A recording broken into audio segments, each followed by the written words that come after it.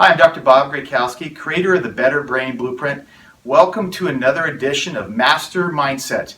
I'm really excited this morning. We had a speaker at one of our group that we have on a monthly basis with a group of doctors to really educate our patients. And Dr. Dan Sullivan is with us this morning. He woke up early this morning so that he could share his wisdom and knowledge. There's going to be a lot of pearls of wisdom in our conversation. He flew up here on the West Coast all the way from Atlanta just to have a talk with us last night and share his insights today.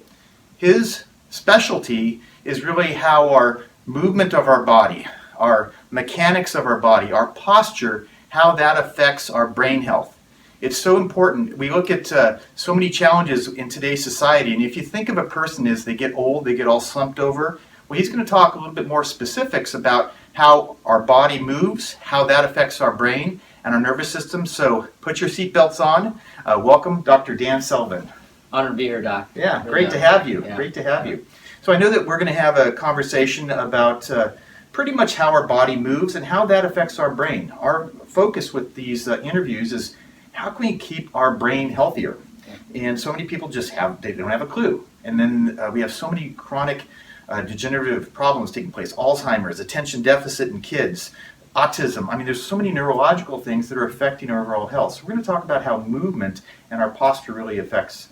So you want to just open up with some thoughts to begin with, and we can have this conversation? Yeah, I think the first thing is, wherever you're at out there on the spectrum, whether you may be just being introduced to this or you've, been following or, been reading and understand something about the brain, I think the first thing that's most important to know is that some of the greatest, and so I want, every person, to know, is that the greatest neuroscience today is showing that you can change your brain and that you can change it with your lifestyle and the things that you're doing. So therefore, you can change it negatively and you can change it positively. So I think the first thing that maybe paralyzes us from doing something is the dreaded diagnoses that we just think, we need more of that pill or potion or lotion. But if we can understand that it is changeable, there's a thing where it's called plasticity, right? Neuroplasticity is because plastic can mold, it can change. We know the brain can change and we can build synapses and we can make positive influence on our entire physiology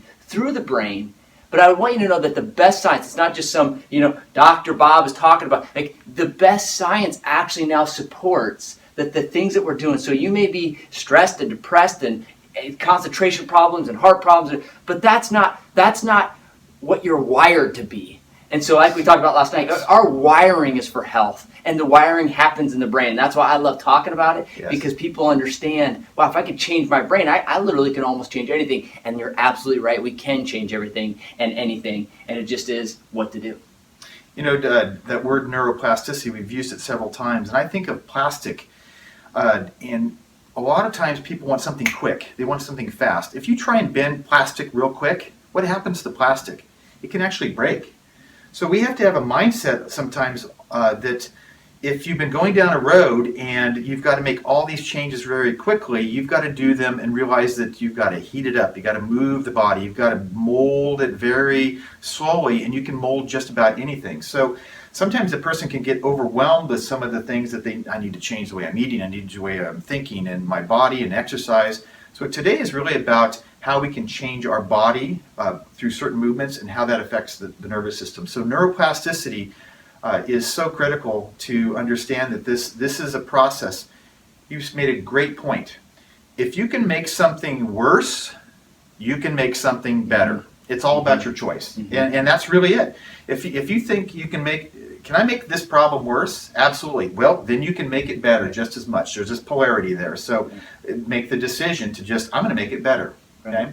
So where would you start with maybe teaching somebody, obviously, the way that our body moves and our sensors in the body? Yeah. I think I always start off just because I love I love to know, there's a lot of aspects. It sounds like you've had a lot of different experts on, that have shared a lot of things. There's no question. The first thing that I would want maybe somebody to know is that, one, you can change it. Number two is that we have to honor this power inside our body. Like, you have to honor the fact that you were created from 2 cells into 80 trillion in 10 months. that's a big deal. And there's life in you. And if you cut your arm, you heal. That means that there's healing, and that healing is run by the brain. Now, that being said, the brain requires appropriate nutrients to do that. So, nutrition is absolute necessity. I mean, we know that if you're not getting around omega-3 fatty acids, you could do everything else right, but still be, in trouble. Yes.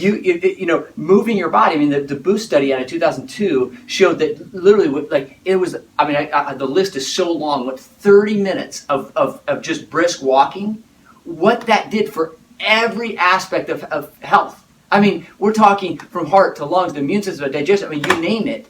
And it all had to do with because of the brain and improving proprioception. So movement, eating and supplementation, all those things are important. Where I actually really focus on, just because I feel like it's one of the missing ingredients and actually one of the most unknowns, is how we, and our friend and mentor Dr. Murphy talks about this, how we exist and function in a gravity environment. There's a reason why they call sitting is the new smoking. Yes. Right? Yes. Sitting is the new smoking. Why? Because we're realizing, first of all, so many people are sitting. Two, we know that sedentary lack of posture, lack of biomechanical, function and being upright in gravity, we know that negatively, directly and very quickly leads your health downward to a downward spiral. So that being said, one of the things, and we can get into this, which is understanding what does our biomechanics, why does it have such a big influence on the brain? That is so critical. We've known this in research. Dr. Sperry, I think it was 1980, won the Nobel Prize, showing how 90% of the messages in the brain are how we are actually holding our body and moving against gravity. And he also showed how moving the body brings those nutrients back to the brain. So I think of like the motion of the body is like a generator. It's generating more electricity in the brain. It's generating more of those neurotransmitters. It's generating the ability of the brain to create those connections, synapses. If we're stuck in a certain position, it dramatically affects the nervous system and it affects the brain. As a father and as a grandfather now, I see our future generations. They're not getting physical education. Mm-hmm. They're on their phones texting like this in a bad position. They're on computers, and they're not outside playing. They're stuck in this little screen in front of them. That is going to dramatically affect the health of our brain and our future generations. So we have to be awake and aware of these things. I mean, this is to not do this is like sitting in a room with carbon dioxide. You're just going to die. So let's take it a step back, because I think as a listener out there, I always draw this back. A lot of times we think of an organ as so vital, the heart, the lungs, the digestion, the spleen, the liver. An organ, the organ is different than, your bicep muscle. For some reason, we've equated that organ is so much more influential, and if something's wrong with it, cause major problems, right? Well, I want you to start thinking of the spine, because now we know through the research. Sperry, I always quote another guy named Kandel. Kandel and Schwartz wrote a text out of 2000 called The Principles of Neuroscience, and this is a major text, and he showed 80% of the mechanoreceptor, or 80% of the function of the nervous system, the central nervous system, is focused on the mechanoreceptive input of the spine. Now, basically what that means, in a very simplified version, is your spine is like an organ. Your spine, we call it the neurospinal organ. Your spine, and really all aspects of biomechanics, but your spine is loaded with these tiny little neurons in and around, and all these little ligaments, muscles, tendons, right? And it's loaded. Now, the reason why this is so important is because their job is to constantly send feedback to the brain every millisecond of our lives. And if those aren't, like you said, two things. One, if they're not aligned appropriately and not moving appropriately, all those little receptors, they detect stretch, right? And they don't like it when they're stretched to a certain degree that's abnormal, and they immediately send feedback to the hypothalamus. When that happens, that's when it sets off the cascade of fight or flight. That's when it sets off the cascade of stress hormones, and it wreaks havoc. I mean, this is where you go into the research. Every aspect of almost any chronic disease has a part of it be that the body's in sympathetic dominant state, so that it's in fight or flight. Yes. And so what we know is then the biomechanics, you have to start thinking about how your body exists in gravity, right? Now, let me make this, kind of simplify this, because I always say, I used to practice in Nashville. right? And in Nashville, you got one out of every two people are there to make music, right? So their job is creativity. So I haven't tell me how many patients I had that were trying to make it in music, right? And so I always do this, and I always challenge you listener out there. Think about where you get your best ideas. Let me ask you, Dr. Bob, where do you feel like when are you the most creative? When, well, probably first thing in the morning. As far as time, I know that when I'm out in nature, is for me. Okay. I like to be where there's less outside interference, and I'm typically in a position where I feel like the ideas are flowing through me, and there's not a lot of outside. I'm just listening to the natural sounds, the innate sounds of nature. So for me, that's probably the most influential time. Well, that's interesting, because I would venture to guess that when you're outside in nature, you're probably on some sort of hike or walk. You're moving your body. Yes. When you wake up in the morning, one of the things I'm assuming you do is you jump in the shower, right? Listen.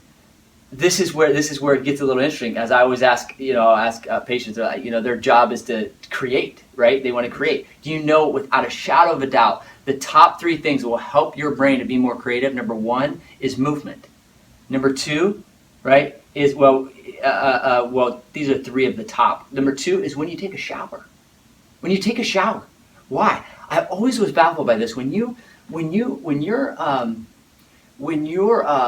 not feeling well, right? Well, we know your body's expressing health, right? Or what the world knows as symptoms, like your body's sick, if you will, right? It's expressing, it's fighting. I always wanted to know, why does taking a shower make it like feel better, especially a hot shower? Like, why? Yeah.